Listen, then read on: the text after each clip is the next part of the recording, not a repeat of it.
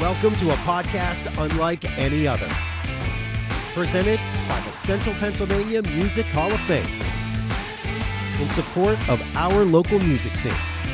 It's the Central Pennsylvania Music Podcast. Tonight's guests, Sheri Mullen,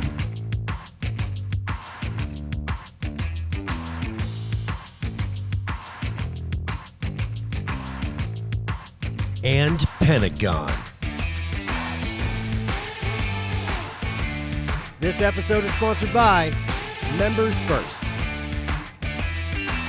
And now, your hosts, Daniel Kime and Alan McCutcheon.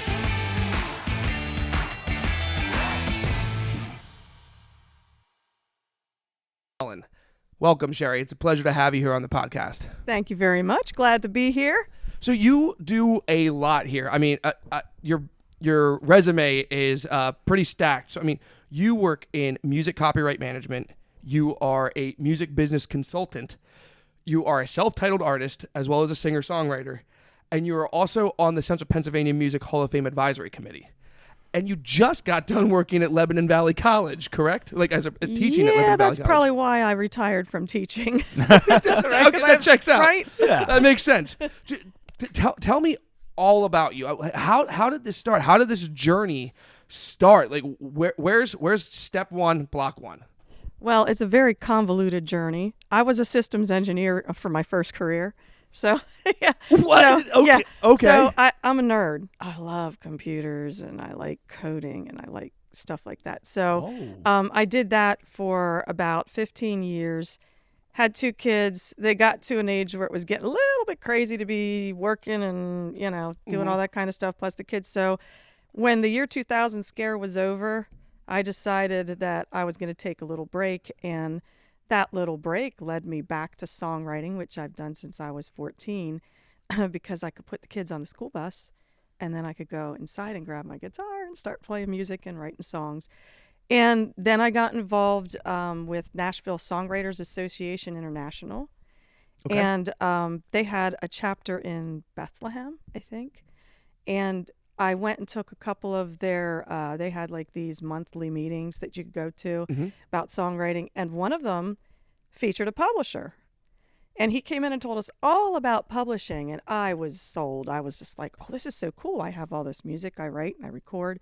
And I really want to be able to do this with my music. So learned everything I could about it. Ended up volunteering for Nashville Songwriters Association for about 7 years while I was doing that. And started publishing my own music. And that was about 20 years ago. And then I think maybe 4 or 5 years into that, I thought, I could do this with other people's music as well. So then I started working on actually acquiring some music and building a catalog. And that's kind of how I got into the publishing thing. That's awesome. Yeah, so, very, very convoluted journey. I didn't even know what publishing was. So if someone, you would take their music and you essentially protect it. So if someone wants to use that person's music, they have to communicate directly to you through the artist. Like you speak on behalf of the artist and their stuff. Right. I mean, I protect the copyright, but I exploit it. And I know that sounds horrible, right? Okay. But that's what a publisher does. They protect and exploit the copyright, but exploit in a good way, because what I'm trying to do is find opportunities for that music, whether it be, an overhead radio or a movie or a TV show or a podcast, right? Guys use music. I mean, that's the kind of thing that you're doing with the music, and you're just trying to get that music out there in case there's a project that matches up to it. So it's a lot of just kind of throwing it out there and see, what you can make happen with it. Yeah. So I take it you work with like a lot of local musicians and whatnot that you help to copyright their music, correct? Yeah, and basically what I do for them is when you sign a publishing contract, you're basically signing over the rights to manage the song. So it's coming over to the publisher. You are a publisher till you do that, by the way, because you said you're a singer-songwriter, yes. Right? Well, so but yes. You're also a publisher, by the way. Yeah. Because unless you sign those rights over, you're a publisher. You're handling your own publishing just because there's no one else doing it. So you need to be understanding how to do that. But yeah, once people sign away their publishing to a publisher via contract, then what that means is now they have an extra set of hands that's actually going out there and doing all the work, all the business side, so they can stay creative and do what they do as an artist, as a songwriter. And the publisher's out there trying to do the business side of things. So basically, what you're doing is you're kind of working as like a manager for a band, but you're managing the protection aspect of protecting their creativity. I'm not managing the band, but I'm managing the music. Yeah, you're managing the material. That's so you're not setting up tours. You're not setting no. but you're just like, oh, Nope. this I have this catalog. I know what this sounds like. This would be a good opportunity for their material, and that's how you're managing their art, and that's right. And also because there's many places that you have to have your song, obviously, in this day and age and with a digital footprint. Mm-hmm. You have to have your song in all kind of databases if you want to get royalties. Mm-hmm. And that's basically what your copyright is. It's a way to license and get those royalties that you are due for that song for whatever uses are happening. And so that's, you're out there managing the royalty flow. And by doing that, you have to get their metadata for their music into all kinds of databases and make sure that that's smooth and the money's coming through. And then when the money comes to you, you have to give them their part of it. So it's like a 50-50 split, songwriter share, publisher share. And that's why publishers are crazy, because we only make money when the songwriters make money. That's it. Okay. And we only make half. Yeah. And so literally the artists need to be extra good. Well, they do, or you got to have a publisher like me that's just like so passionate about it that, I just enjoy doing it. It's kind of my thing, and I do it for my own music. So you hear that? Yeah. Well, hey, any local artists, musicians that are watching this, Sheri Mullen. Yeah. I mean, are you looking? Are your books open or closed right now? Well, here's the thing. Okay. I might have spoken too soon, guys. I might have spoken too soon. No, here's the thing. In recent years, because of the way the licensing landscape has changed, everything's digital. We used to make a lot of money doing like even releasing a CD from mechanical royalties. And nowadays everything's digital, and so anytime your song streams, you have a royalty that's attached with that, and it's like a fraction of a penny. Yes. Right? So it takes a lot to add up. So I've kind of got my catalog set at about 600 songs right now. A lot of it's local, regional singer-songwriters, some composers that I have. And we work with them, we work with their music, but what I really like to do is to teach people how to do it themselves. Because in this day and age, I don't think that you should just assume, I'm going to put out some music. I'm going to go to DistroKid or CD Baby and put it out there. That's it. That's all I got to do. That's exactly what I did. And that's what everybody does. That's exactly what I did. And that's what I did. That's what I did before I understood what publishing was. So in this day and age, you don't want to do that because all the royalties are kind of hidden in other places. And you have to know enough to be able to collect on that. Even if you're not looking for outside licensing opportunities, just collecting on your streaming royalties. That makes sense. That, or your performance royalties. Like a lot of people might not know that they can go out and play at a licensed venue, a venue that's licensed by a performing rights organization. And if they play their original music at that licensed venue, they could submit that to the performing rights organization and actually get royalties. Really? Mm-hmm. Yep. Now, where does the royalties come from? Where's the money was this coming when from? we were playing, Chris? Like, where was this knowledge when we were playing? That would Were have you helped playing us originals? immensely. Were you playing originals? Yeah, Oh, we were both yeah, playing yeah. original. He was in a band and I was in a band. We wrote all originals, and when we were in the scene, I mean, we bring it up all the time, so we're not going to harp on too much. But it was very much so the pay to play scene. And having that kind of knowledge in our back pocket would have been awesome to get paid. Well, so then, in some way. if there's any singer-songwriters out there, if you don't know what a performing rights agency is, PRO, Performing Rights Organization, you need to, and you should sign up for one. And that's like the first step. Like when I'm doing consulting, I'm teaching that. I'm teaching how you get your monies from the digital service providers, that kind of stuff. That's awesome. Yeah. So, like, how does it work with, like, I don't know, say something like Instagram, where you can post a story or a reel and put music to it? how does that work? Do you work on stuff like that? Yeah, if somebody posts something and they need music for it, they have to get it licensed by the copyright owners. Okay. So they have to either go to the publisher, and if there isn't a publisher, they go to the songwriter. Mm-hmm. And they have to get it licensed. And, you know, a license could be a gratis free license. You know, okay, we'll do that for you if you advertise our band at the end of the whatever, you know. Yeah. Okay. Yeah. Or it can be a lot of times these days, a lot of the licensing money is what we call micro licensing. So it's like $10, $20, $50 to do something. And then you can do that thing with that song. It's like $10 for like a 5-second usage, $20 for like a 30-second Usually usage. has nothing to do with the seconds when it's something like that. Like you could say up to the whole song or 30 seconds of the song, Okay. or you can use it one time. Okay. You know, like, but if they're using it 10 times over the course of whatever, then it's going to be a higher price than if they were just using it Okay.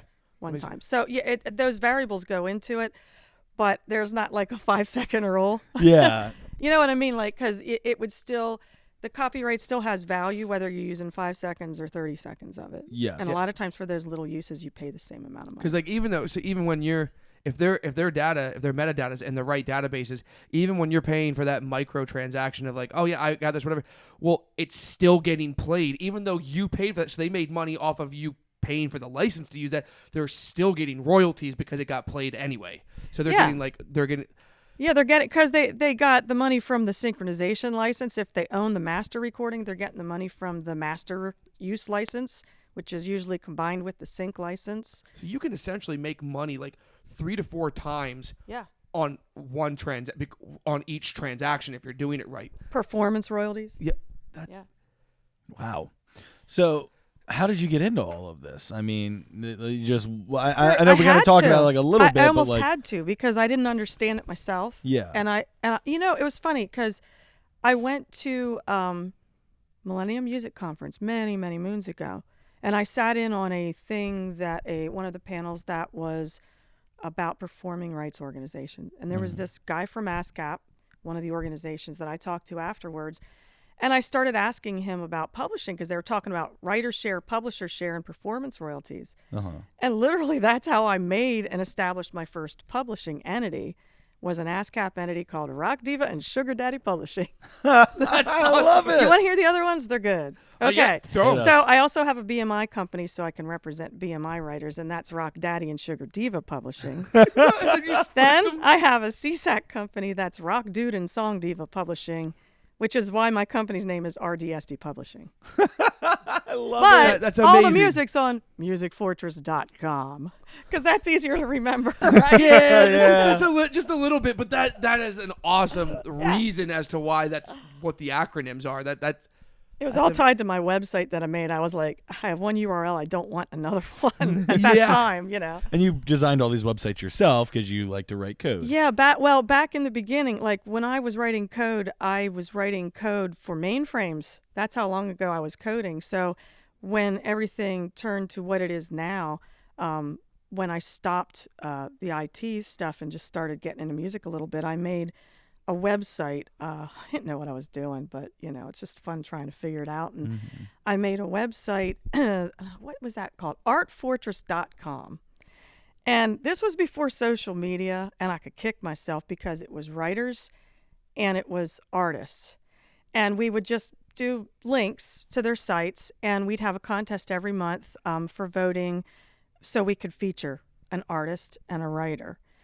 And that was like the first time that we started doing anything like that. It was the first website I ever did. And then I did my own for my music website, SheriMullen.com. But when I really got into musicfortress.com and I wanted it to be an online licensing website for my catalog, I had to enlist the help of a very talented, at that time, student that really knew what he was doing with that kind of code. But now I'm a hack, so I just kind of fix it all and change it myself. Because once the code's there, I can figure it out. Well, that's really cool that you literally, you're a singer-songwriter, you're still going out and performing, and on top of that, you have the best interest in mind for other local performing artists. I'm sure that's what kind of secured your position on the advisory committee for the Central Pennsylvania Music Awards. That was a very nice segue. That was good, man. That See was the smooth. wheels turning. Yeah, that was you. smooth. Thank you. That was very nice. I like that. I like that. Very Appreciate good. that. Thank But I guess, I don't know. They just contacted me, and I was honored to say yes, that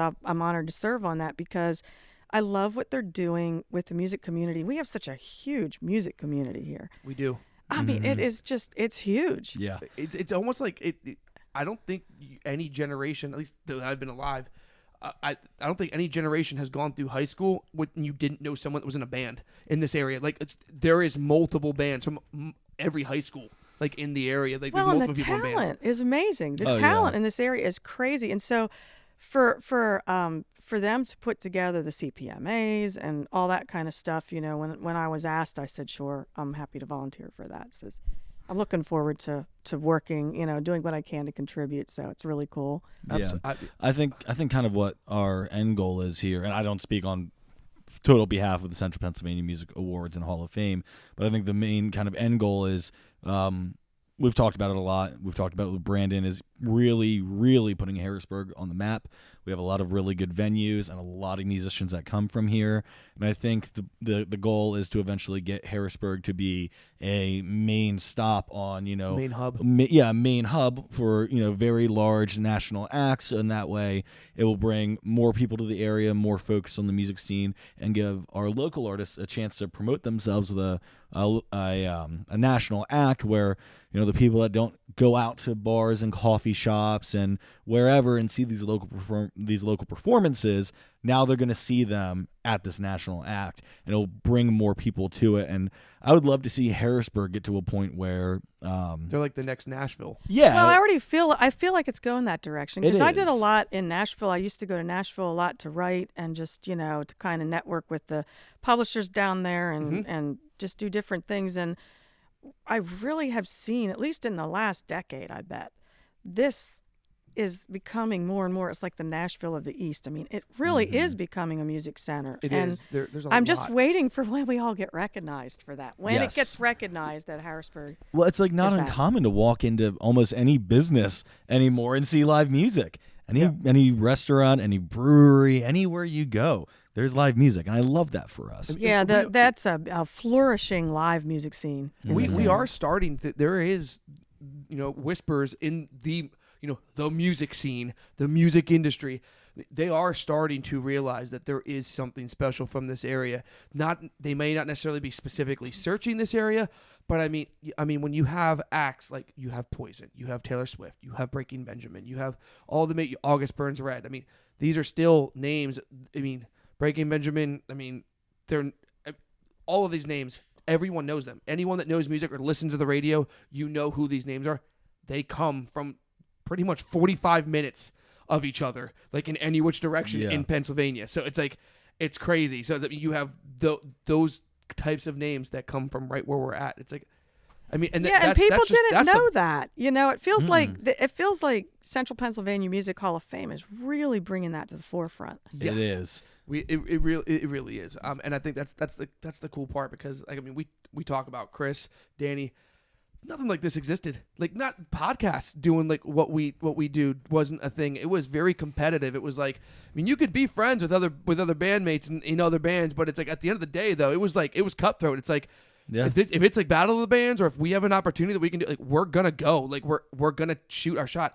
Now the music community, within a matter of a handful of years, it's almost like flipped upside down. And the bands are just so supportive. There's such of each camaraderie. Other. Everybody Such camaraderie. supports everybody. It's Like, really cool. We always had that, Yes. but there was always still, like I said, like the back of the corner, like, I'm going to do what we need to do, like Right. to get in. Now it's just like everyone supports everyone, and that is awesome. Like, I'm happy that people get to experience that here. Now, I do have one question though for you. This is a little humorous. Based on the fact that you know how to do coding and you know how to you wrote coding for a mainframe, how hard do you laugh, or how irritated do you get when you see things like in TV shows or movies where they're like, "Oh, I'm hacking into the mainframe. Oh, I'm bypassing their firewall." Like, how irritated do you get watching that? I have this. It's even worse for me, because not only does that irritate me, but I can't watch a show without every time some popular piece of music comes on. I even have my husband doing this now. He'll be like, boy, that cost him a lot. Like I'm always focused on, oh my gosh, they must have paid a lot of money to license that. They have a huge budget. So it's not only, it's like the nerd stuff gets me, that gets me. It's crazy. Like watching stuff is just a completely different I listen experience to with stuff you. and I watch it. And That's crazy. and I get irritated with we're Yeah. hacking into the mainframe. Sure you are. Sure. Yeah, Want to see? all they show is a random screen of DOS, and you're like, that line of code doesn't even make any sense. You're like, that would fail immediately. You put it on pause and you're like, that doesn't make that's sense. not a thing. All you do is open DOS, and that's all you did. That's it. And just enter. I don't even enter, know what DOS enter. is. Really? No, don't. No, yeah, no. Babies. It's okay. Yeah, it's okay. The kids these days, I tell you. Those people don't know what DOS is. Fair. They don't. But man, this was I gotta say, I genuinely enjoyed talking to you, and I would love to continue listening to hear you talk about this. I'm gonna tell you, I've been in this. I've got like 10 years of skin in the game. You've said stuff that I didn't even know existed. Like, Same. Oh my gosh, I'm so happy to hear that. Like, No, seriously. I mean, well, you are an educator. You know.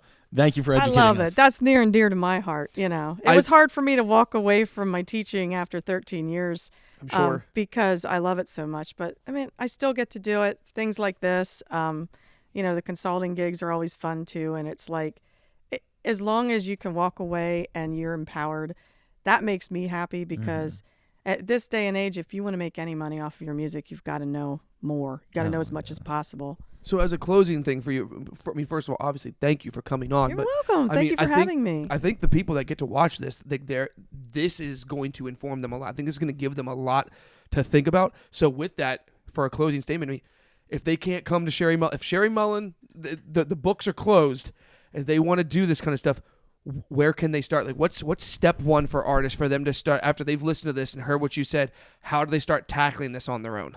Where can they go to find that? I mean, you can read books. That's great. You go out, look on the internet. You can hire a consultant. I mean, like I said, that's one of the things that I love to do. So I'm always happy to take people on as a consulting client. Okay. And it's not just songwriters, like labels, publishers, educators. We could probably that want to learn bring thing it into their, you know what I mean? That want to bring it into their classroom. Anybody that wants to bring that level of detail into their classroom. But I love working with songwriters because little bias there because you're a just- singer-songwriter. I am one. So yeah.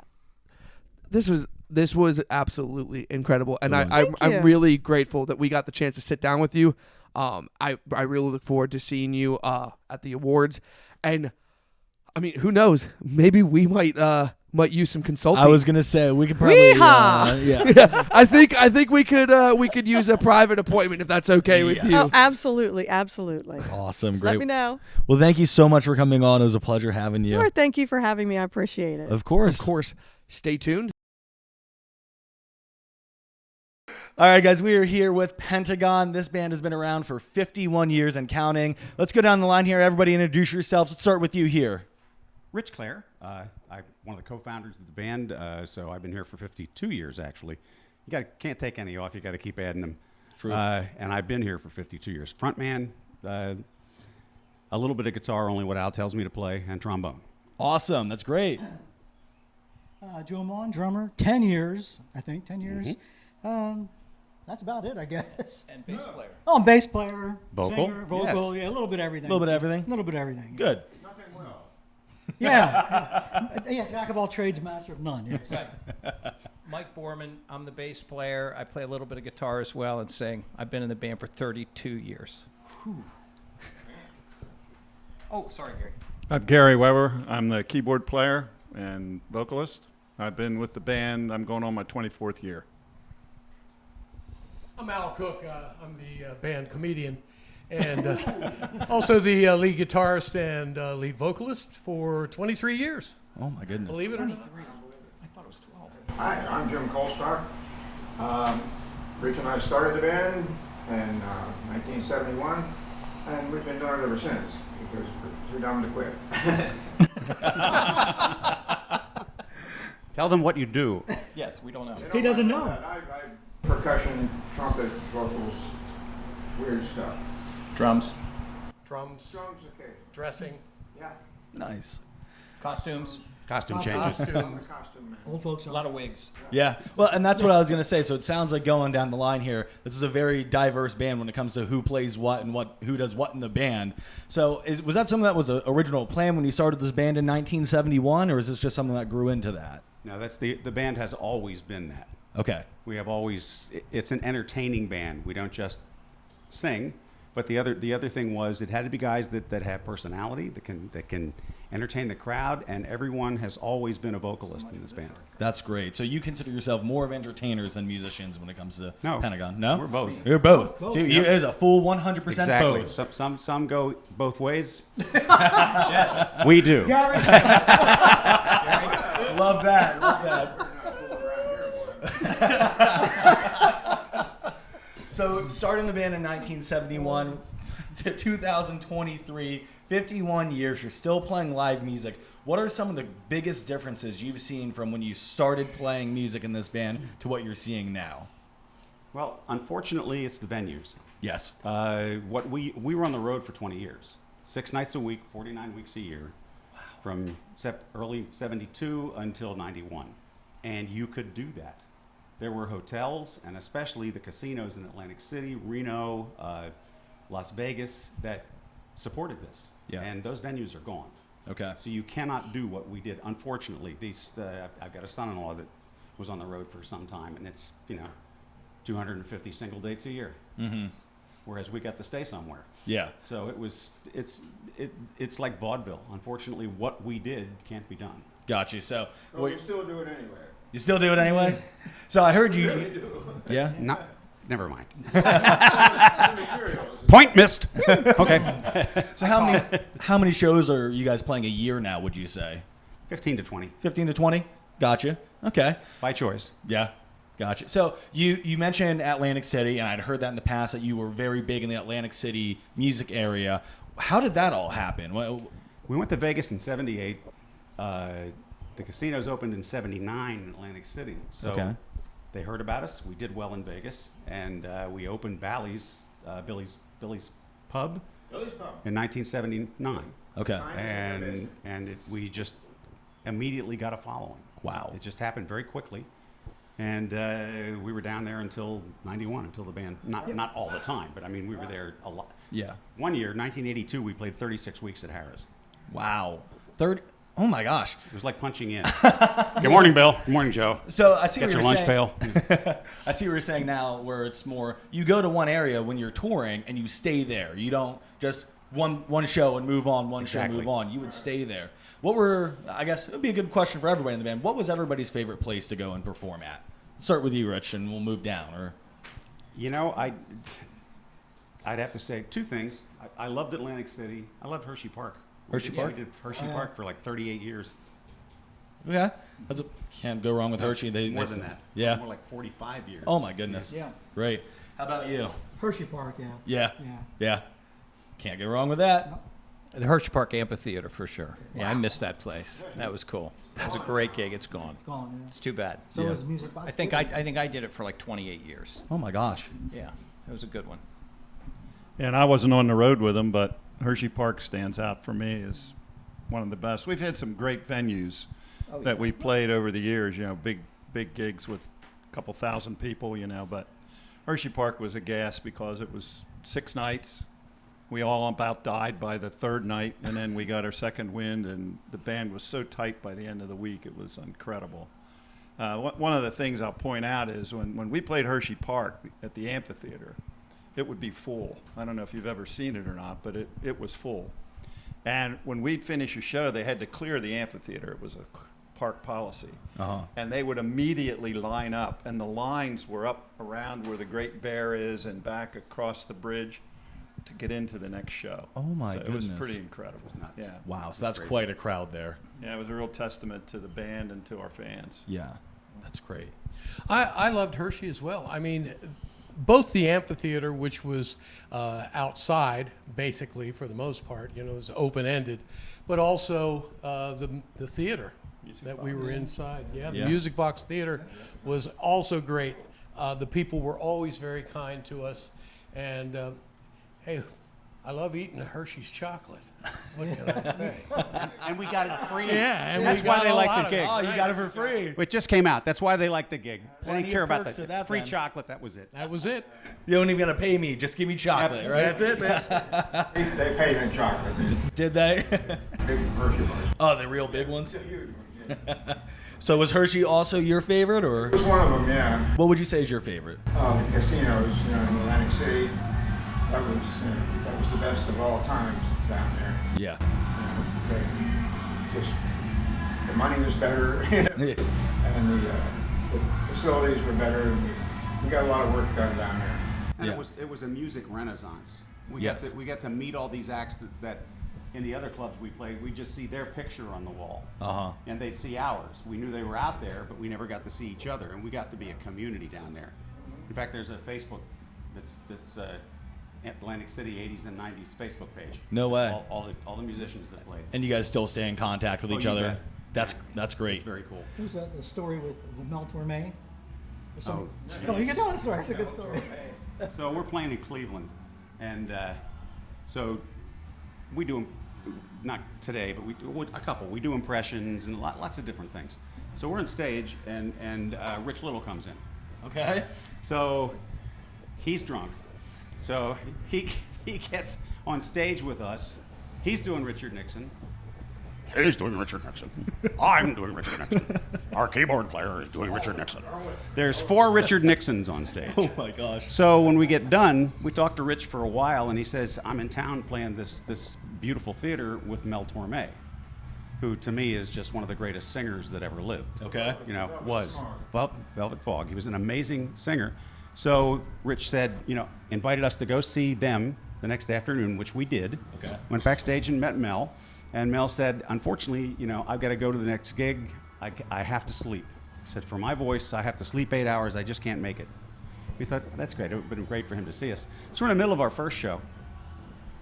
Here comes 4 guys. One guy's got a table over his head. The other 3 have chairs. And they park them right in front of me. So I said, great. Last night I'm on stage trying to do impressions in front of Rich Little, and now I'm expected to sing in front of Mel Torme. Oh my God. Shoot me. So I bet that was a little bit nerve-wracking, wasn't Yeah, it? well, that kind of broke the ice. He was a sweet guy. Yeah. He really was. He was a great guy. We didn't let Mel sing. No? Well, there are mics, and we're keeping them. Yeah. Right. So I guess I want to go back to whenever I was asking about your favorite venue. It was almost unanimous. Everybody picked Hershey.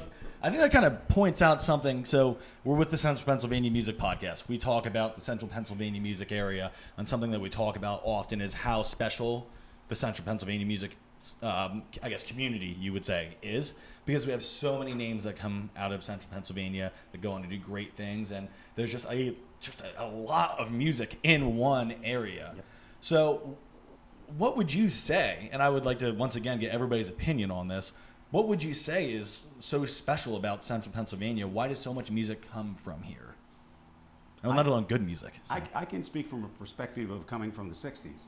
There were places to play and bands of kids on every street corner. Yeah. You could play 3 nights a weekend. You could play firehouses Friday, Saturday, and Sunday night. Didn't make any money, but you could Yeah. play. But if you wanted to play, you could play. You could hone your craft. Yes. And because of that, a major recording artist, the Magmen, Danny Hartman, came out of this area, and it never stopped. I mean, that's early days, but it never stopped. It just continued on after that, and I really do believe that's it. That there was an opportunity for everybody to get their chops together and become musicians. A lot of those guys are still playing. Yeah. After all these years. So, look at you guys. Yeah. So. Yeah. So how about anybody else? Does anybody else have anything to chime in on that about what's so special about the Central Pennsylvania music? For me, it was I went to East Pennsylvania Township, and all the band directors in that district were all friends in college. So they all went to the same school district, and they started, they were elementary, junior high, up to senior high, and they started the kids out young. So by the time I was in 9th grade, I mean, our school, we were Class B champions in most everything. They actually kicked us out of Class B into Class A because we were winning everything. But they started all the kids young, and most of the people that I went to school with all went on to professional music careers. Wow. You know, so I mean, and they're all still playing. So you think there was a lot of education in the area that helped lead to it? I think so, yeah. Yeah. At least for me, it was. Yeah. Yeah. That make a lot of sense, right? Yeah. Yeah. Mike, how about you? So, I would my recollection in the 70s when I started to teach myself how to play is there wasn't anything as cool that you could do. I like And that. I think that's part of it. And for me personally, when I was 11, I was playing out, and a girl named Lisa came up who was 16 and asked me if I wanted to kiss her. Fell in love right there, didn't I you? did. Been a musician ever since. And he's still just as shallow. What can I say? Just shallow. I'm going to kind of jump on Joe's comments there. Being a former educator, I think the music education in Central Pennsylvania is one of the strongest in the state. I know that from participating in state festivals and actually touring nationally when I worked for Yamaha Corporation. And Pennsylvania music is up there with all the rest of them. And I think in particular, Central Pennsylvania is just loaded with great teachers, and they pass on their knowledge to the kids. And I wish, and we've said this amongst the band, just imagine if we would have had the same kind of music instruction that the kids are getting now. Mm-hmm. How good we would be. You know, I hear, like Devix is out here, he's just killing it right now. Yeah.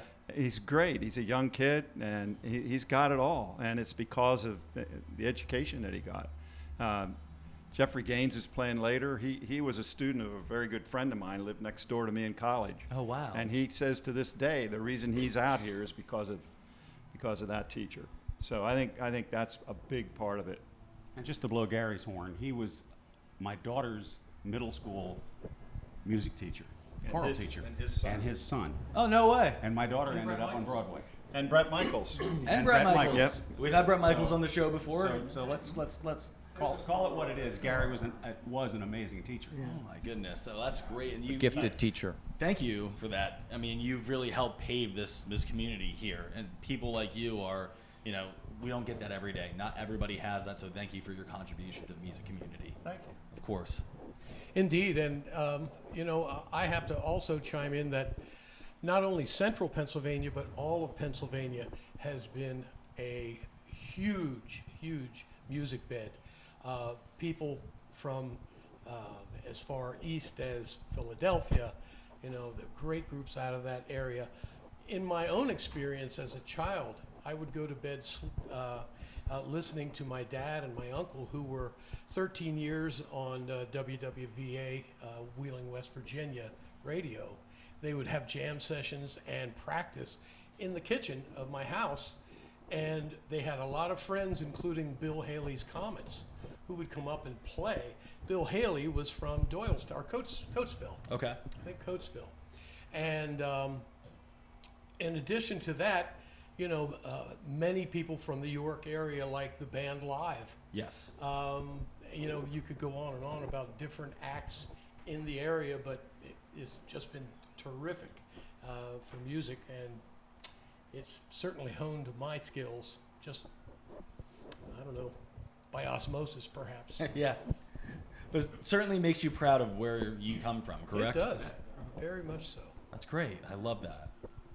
How about you? Well, just like the other guys, I started in high school, actually grade school, middle school, and been singing and playing ever since. And I'd like to thank the Pennsylvania Music Educators Association for really helping out all the students. It was wonderful. Absolutely. Fun. That's great. That's great. Well, guys, I don't want to hold you up here for too long, but I do have one more question I think everybody here could also chime in on. I think you would be a great crowd of people to ask, given your 51 years of experience in the music industry. 52. I'm sorry. I keep messing that up. He's making us younger. Let him Yeah. It's okay with us. So all your experience, especially combined experience here, What is one thing you wish you could have changed about the music industry over the years? Tough question. Yeah. It's a tough one. For me, I would say it's, especially now, it's become very hard for starting artists to find venues to play, to find people to listen, to get paid for their craft. Yep. I think that's a big problem today. So you wish more people would appreciate the craft and the talent, and Yes, you know, and plus the fact these bands are still making the same as they were in 1970. yes, that's I'm not- crazy. It's insane. Wow, that's it's insane, something but to that's think about, isn't absolutely it? true. I think Not it's time. us, but Yeah, but I think it's time for a little bit of a raise. equity, no kidding. Yeah. We always steal money when we leave. Oh, yeah, you run the register quick, you know. For me, if you listen to some of the national acts that were like big in the 60s, 70s, and some of the stuff that they went through with their management and ending up with no money. I mean, like Donald Fagen is touring with Steely Dan now because he has to, because he lost all his money because of bad management. So, or like Mark Farner from Grand Funk Railroad. I mean, these guys are like got screwed big time by people that got into the industry that were there just to do that. And they capitalized on the people that didn't know just any used better. them and took their money. And so the best thing today for anybody that's getting into this industry is go to college and get a degree in business law. Yes. And because you're going to need it. Because there's people that are just out there to, if they can, they'll get you. Yeah. And Joe was talking about two rock gods. Yeah. Just imagine the run-of-the-mill person now. Yeah. Yeah, exactly. That's almost a fall from grace, you know? Yeah. Like, wow. That's Well, insane. even when you were the Soulville All-Stars and the Oh. 45 you got, I mean, they're still selling it. It's selling online for But- like $250 a But pop. Oh my goodness. do you get royalties? Not a nickel. What? Are you serious? 1967, everybody signed away their rights. Yeah. gosh. And that was another thing, the artists back then, because they were in their 20s and they wanted to do it, Yeah. They just signed their lives. They just signed on the dotted line and didn't know what they were signing, so they signed away their publishing rights and everything else, It's like, Wow. You bet, because I were on the radio. yeah. So Oh my gosh. you signed away. You got like guys like what's his name from CCR, John Fogerty. John Fogerty. He just recently purchased his catalog back. Are you Yeah, serious? because he signed it all away when he was young. Oh my gosh, I didn't even know Little that. Richard never had his. Yeah. Little Richard never made a nickel off of his money. I feel like we should all sit down sometime for like an hour and just discuss this The topic. 'cause the woman that sang on the original Girl from Ipanema, she got paid $124 to do that, and she the only reason she did it is because they needed somebody that could sing in English, Uh-huh. and she wasn't even a singer, but she hasn't received a dime, and she recently just passed away. 83. Yeah. My goodness. Yeah. Wow. So that's definitely something I think that should Yeah, so the wish would have business changed. it's a lot of fun, but there's a lot you should, be aware of behind the scenes. Yeah. Yeah, behind the scenes there's always some sort of business things Yeah, going yeah, on. You yeah. always got to watch out and look out for yourself, that's for certain. How about you? Yeah, well, I think I'll come at it from a little different angle, which is how do you go from playing in the basement to performing live? And I don't have a real answer for that. I'm encouraged that Central Pennsylvania Musicians Hall of Fame is looking for some of those answers. I think it's a great thing. The only other thing I can think of, and I have no frame of reference, it occurs to me, and I've heard from other musicians that social media gives you more power than you had in the past. You can publish your own music and all of those kind of things. Again, I don't know that much about it, but it seems to me that if somebody asked me how they could get started, I would tell them to embrace social media and be very careful and advocate for yourself. But I certainly, in a perfect world, the venues would be paying a lot more money for performance, and they would be more supportive of new music. Not just having to play somebody else's music, to get a crowd. So, there's a lot I would change. I wish I could change, but I think, watching Central Pennsylvania Musicians Hall of Fame search for ways to support the art is fantastic. Thank you. Yeah. I mean, that's what we're doing is we're trying to help support and grow, Just help out a community that we care for dearly. Yeah, this kind of piggybacks on everybody's other comments, but technology today allows these young musicians to produce in their bedroom. And the result is pretty high quality music. The problem is getting it out to the right people and getting venues to perform it. And the venues are going away, you know. I have friends who are DJs, but they're not my, you know, they're my favorite people as friends, but as a musician, it bothers me a little bit that it's because it's so easy, you know, for a venue to get a DJ to come in. You don't have a lot of equipment to set up. You're only paying one guy, and everybody in the venue doesn't care that there's not a band there. So it's really tough these days. There was another thing I wanted to say, but I'll pass it on down for now. I'll think about it while he's talking. Sounds good. We can come back to you if you'd like. I would certainly say, at the very least, work at your craft, increase your business acumen as much as possible. It's just, you know, something, musicians generally get in this because they love it. They don't do it for the money, but unless you have the money, you can't move on to the next level.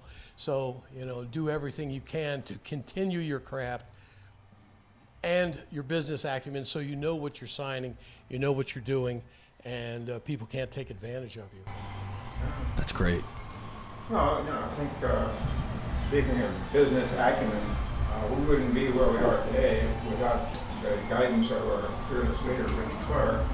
He learned the hard way, and we learned from him. And he's got us, you know, where we are. And we're still doing it. And we're not stopping. So the other thing I was going to say, what brings this all together, what everybody said, is if you watch the recent Elvis movie, that is a perfect example of the downside of being famous, where one guy takes advantage of another guy, and in his case, literally killed him.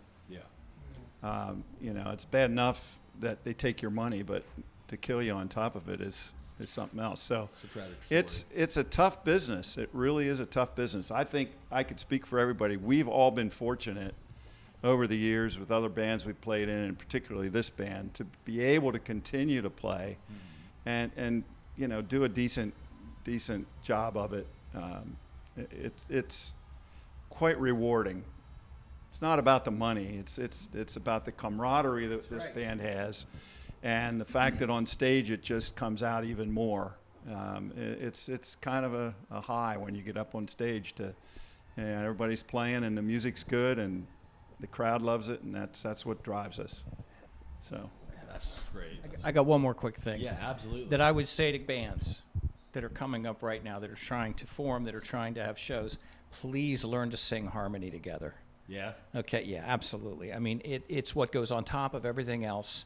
It sells everything that you're doing, and I don't hear near enough of it, and haven't for a long time. Yeah. So I'd love to see people taking voice lessons and learning how to sing parts. Yeah, that's actually a really good point. I mean, now that you say that, I'm starting to think of the last time I saw a band do that, and we're gonna do it. Come on outside. Oh, I'll be out there. All of us. I can't wait. All going. I cannot all at the wait. same time. I think the best vocal harmonies you hear anymore is bluegrass. Yeah. Oh man, I love it. There's a lot in bluegrass. Killer That's a good vocals. point. Killer vocals. Oh man, great. Well, guys, thank you so much for your time and coming out here and taking the time to speak with us. This has been great. If anybody has anything else they'd like to add in here before we wrap this up, feel free to do so. Anybody? You're good to go? Roberta Flack, we warmed up for her. That was an awesome gig. You guys remember that? That was awesome. Great. Memories just go. Just shot right back in my head. Oh man, that was good. Like when we sang backstage when they were doing the Lion Sleeps Tonight. Oh God, that was bad. There was their manager said, you know, Lion Sleeps Tonight, the high falsetto. Their manager was standing with us backstage, and he said, you know, it's amazing he can still do that, and there's very few people that can sing that. All of us started singing the part. He looked at us like we were completely insane. Are we gonna see that again today? Maybe by chance? Not that song. Oh, come We on. don't do that song. No, you'll hear some high vocals. We got a whole bunch of high falsettos, so this guy's saying that very few people can do that, and this whole band's All doing six. All of a that. sudden. Oh my God, that's. Guys can do that. And here you are. Well, guys, thank you so much once again. Yeah, thanks for having us. Of course. Thank you for your time. We appreciate it. I'm looking forward to getting out there and watching you guys play. Great job. Thank you you. very much. Thank you very much. This was fun. Yeah, I'm sure you will. All right, guys. Thanks again. Yep. Thank you. So